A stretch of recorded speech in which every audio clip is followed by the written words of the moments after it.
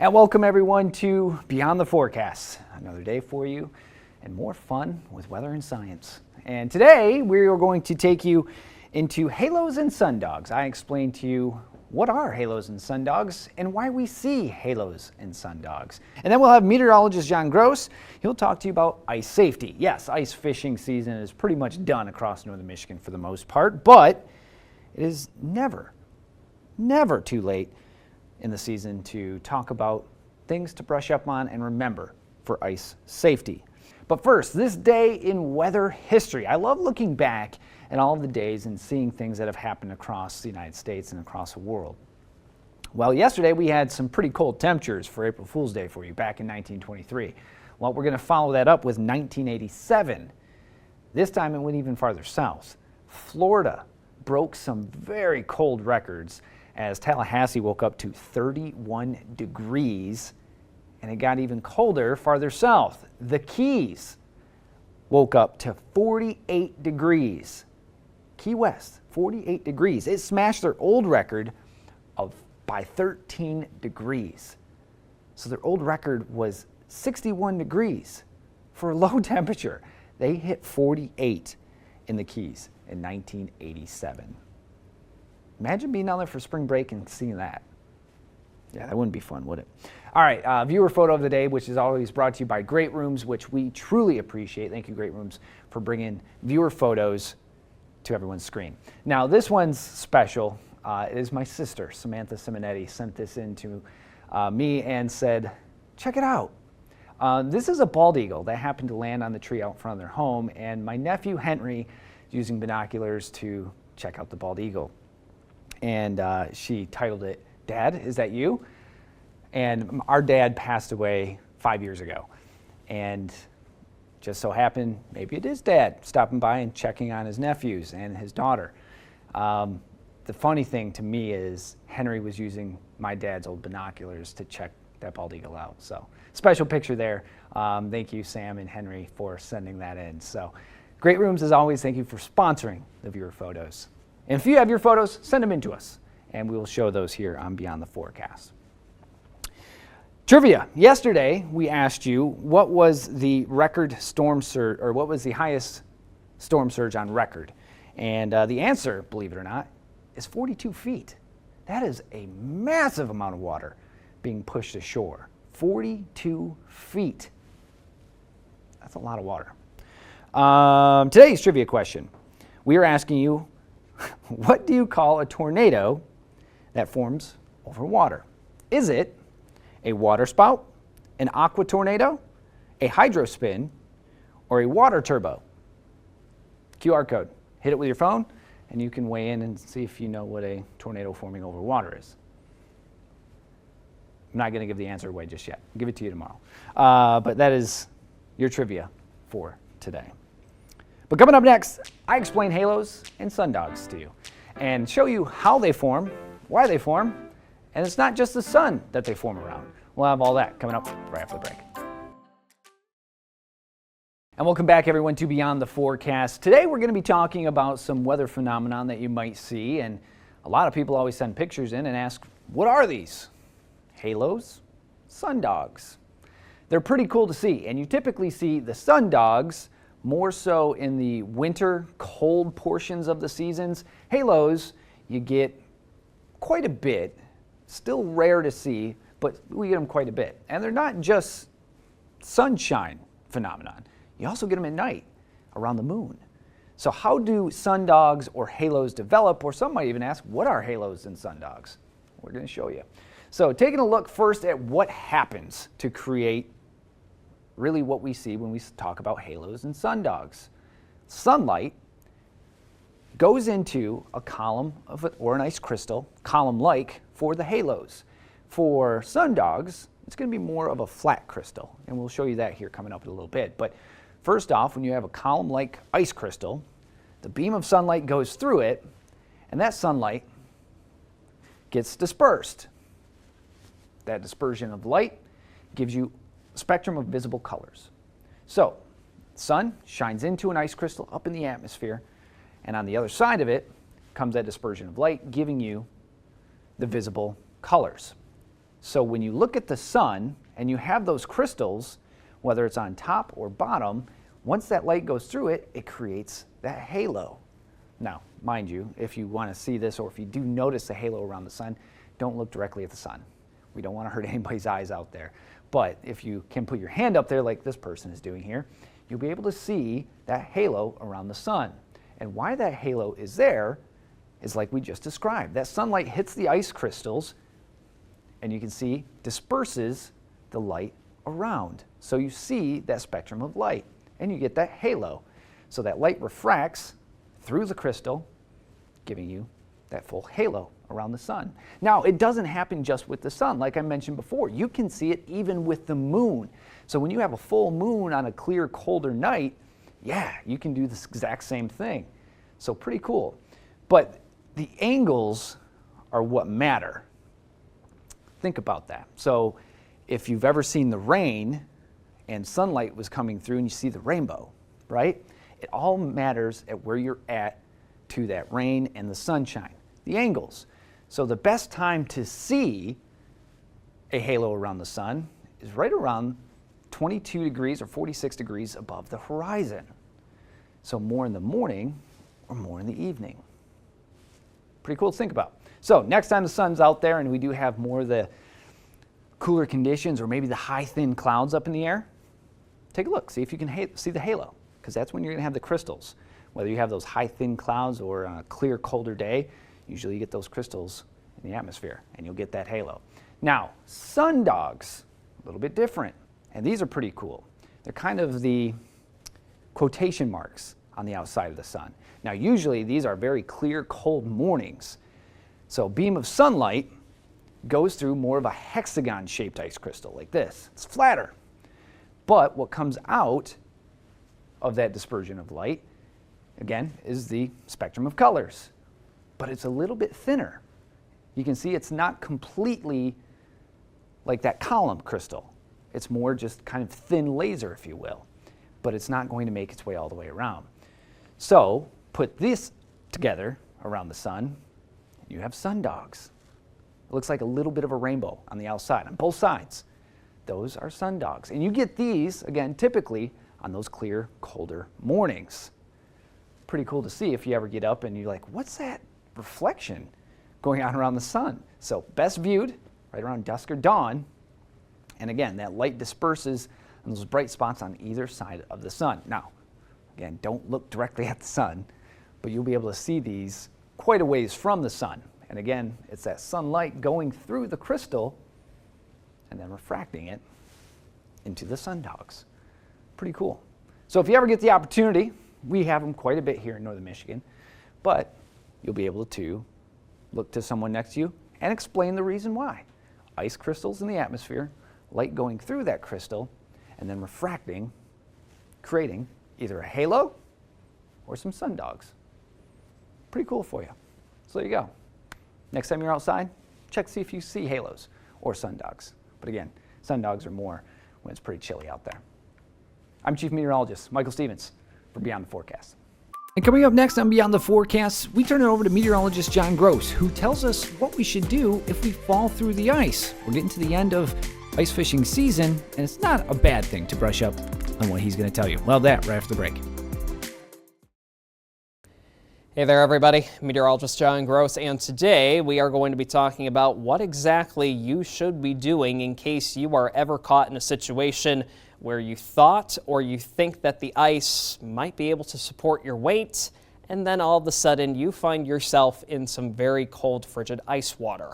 So let's go ahead and go over exactly what you need to do to get yourself out of that potential situation. So let's go ahead and start with just your average guy or girl that's moving or walking over the ice, and all of a sudden you find a weak point and you happen to fall right through the ice. So here's the first thing that you should do. Make sure that you are at least staying afloat within whatever water or at least body of water that you're in, including keeping your head right there above the water and probably at least putting your arms on the ice itself to also give you some stability. So making sure that you're Now aware of what's going on, now you're in the frigid waters and you really need to get out very, very quickly, because the longer you stay in those very cold, frigid waters, that's when you can start to talk about frostbites and even hypothermia if the time allows it. So eventually, what you want to do is when you fall wherever you did in that ice, now you have a hole of where you currently are. You want to turn around and you want to face the direction of where you just came from, because where you came from, obviously, that ice, while it still might not be the best ice, it's a little bit thicker and it was at least able to support your weight from when you were originally walking on it. So turn around and go ahead and face where the thicker ice is. And once you start to do that, you want to pull yourself out of that water. So here's what you need to do. Lean forward and kick your feet if necessary, if the water is deep enough, and use your arms and your elbows to help lift yourself out of those icy waters and try to get your body to lay flat on what is left of some thicker ice. So that's helping to get you out of that icy water. That is the main thing that you want to do as quickly as possible. So from there, you want to stay flat. You don't want to try and get up. You want to distribute your weight evenly so you don't fall back through that ice, because already we know that the ice is probably not sustainable for your weights nearby whatever hole that you just fell through. So while the ice that you might be laying on right now could sustain your weight, any sudden movements might be able to break it up enough to where you could fall back into that water. So making sure that you're lying flat, and then eventually you want to roll away from that hole. Again, farther away, getting in towards either thicker ice or hopefully getting closer to shore where you're just on solid ground. And from that point, you want to make sure that you are getting into a warmer environment. It might sound like it's easy peasy or just something that you have knowledge of, but once you're in a situation like that, sometimes thoughts can go out the window. So again, making sure your goal from when you fall through that ice, making sure that you're moving into the opposite direction, using your elbows and your arms to help you climb out of that ice and towards the direction you were coming from, and then lying flat, laying on your back, and then rolling away from that hill, or at least that hole, I should say, where you did fall through the ice, and then getting into a warm shelter, multiple layers, even a hot cup of joe or even hot chocolate, just helping to warm you back up to get your body temperature where exactly it needs to be. So the main message here is no ice is safe ice. Any ice is susceptible to cracks, breaking through it, things of that nature. So this is a great chart to talk about. If you're ever thinking about venturing out on the ice, here's some good denominations, at least numbers. If the ice is not thicker than 3 inches, don't even consider going out on it, because then you're going to find yourself in a situation where you're having to dig yourself out of very freezing cold water. Now, as the ice does get thicker, you should be still using caution depending on how you want to travel. Now, whether that be on foot, a snowmobile, a car, or even a pickup truck. But once you get the ice at least thick enough to where it can mostly support the weight, yes, you can do this, but always just know that there is risk. Again, no ice is ever safe ice. And if you're ever venturing out on the ice, whether you're doing some ice fishing, snowmobiling, enjoy yourself. Have a good time, but again, always make sure you're checking that thickness of the ice. And another good tip is to always make sure that you are letting somebody know on solid land where you're going to be, how long you're planning to be out on the ice, just in case things do go south and you happen to fall through the ice. I'm Meteorologist John Gross with Beyond the Forecast. Thanks, John. Now, coming up after the break, I take you into a fun experiment describing the Mariguni effect. We'll have that here on Beyond the Forecast right after the break.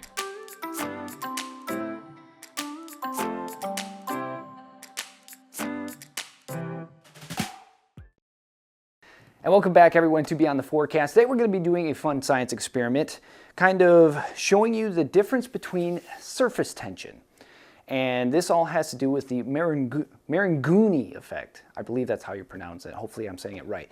It's all based off an Italian physicist and meteorologist by the name of Carlo Marangoni.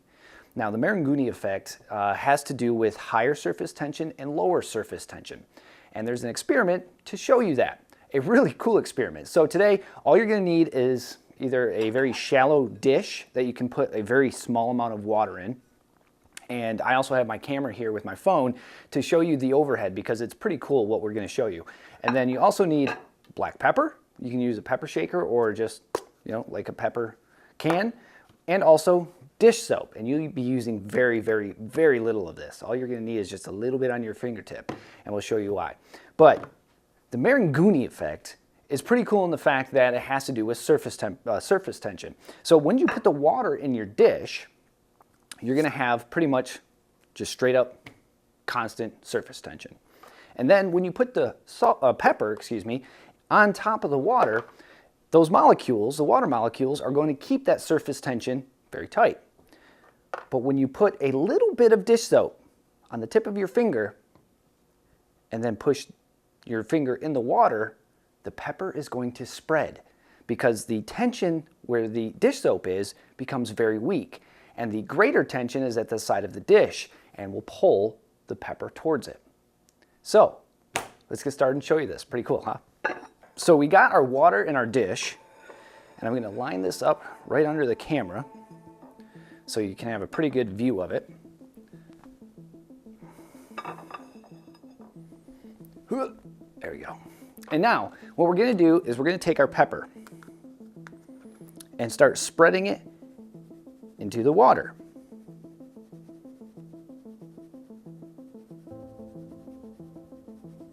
So you can see the pepper clearly sitting on top of the water. And when you take your finger and put it in there, nothing happens, right? Nope. Very little happens. But when you take a little bit of dish soap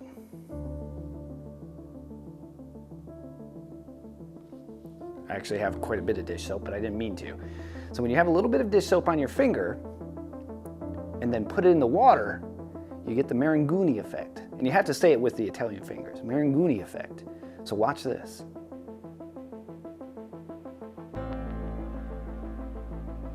Look at that. They spread out. And the reason being, the Marangoni effect is when you put the soap finger in the middle, it gives it weaker tension. And water takes the greater tension to the sides and pulls those molecules to it. And we'll do this with less pepper so you can see a better example of it. All right, so we got our dish again with water. And don't mind if you make a mess. This one shouldn't be able to stain any clothes or make it too much of a mess, but just remember, there could be some water that you spill on the ground. Remember to clean it up, don't slip. But let's take our pepper again. And this time, not as much, and that way you'll be able to see it. Let's make sure our camera's good.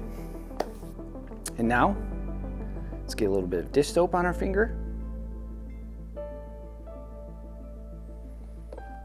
And see what happens this time.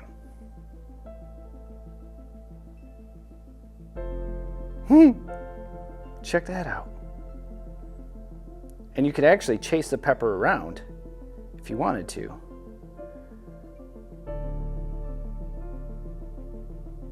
But there you go. The Marangoni effect. So that's all because of surface tension. So again, Carlo Marangoni, an Italian physicist and meteorologist, found out that higher tension with a force that creates weaker tension, the higher tension will pull whatever's in the water, or I should say in that tension. So the Marangoni effect, try this at school, try this at home.